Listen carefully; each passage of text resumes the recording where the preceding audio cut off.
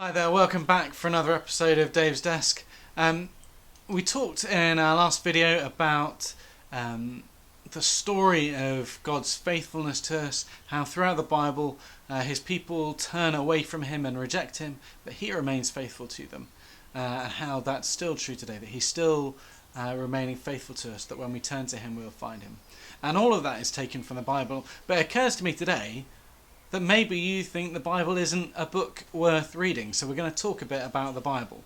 The word Bible literally means library. So Holy Bible is Holy Library.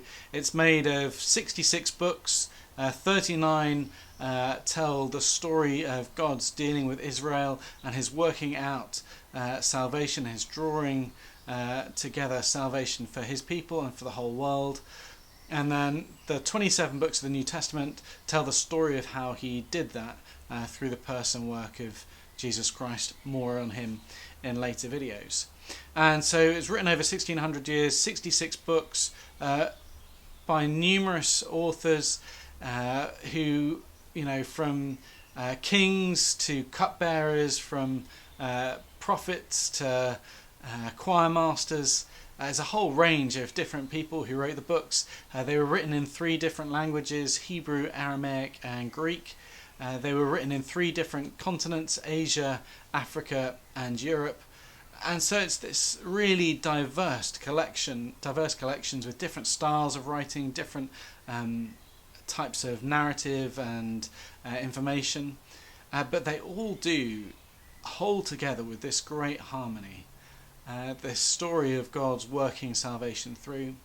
As an ancient text, it's remarkably reliable. Finds of different collections, the Dead Sea Scrolls, the Qumran text, demonstrate that the Bible is really been protected from the sort of evolution that some ancient texts go. It seems a real consistency, and we have more and older texts from the New Testament than we have really for any other source, which is to say that there's more evidence in the history in the writings for Jesus than there is for Julius Caesar. And so it is a really reliable account of God's people and how they understood God to reveal himself to them.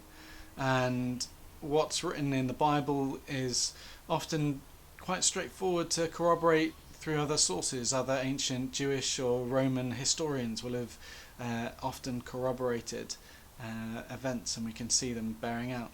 And so if you're struggling with Christianity because you think there's no reasonable academic way in which you could condescend to believe it, I'd encourage you to spend some time first of all reading the Bible and seeing how it speaks to you. The Bible says of itself that it's God's living word, that it's God-breathed, God inspired people from these different backgrounds to write in his name, that his word is alive and active, and that it can affect us today as God speaks to us through that word.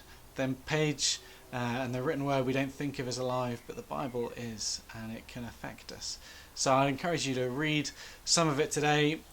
If you've never picked up a Bible and you're not sure where to start, try the Gospel of John, which is in the second half of the Bible. The contents page is your friend, or look it up online. But there's real joy and life to be found in the Bible. So I hope you found that useful and encouraging today. I hope to see you again soon. Goodbye.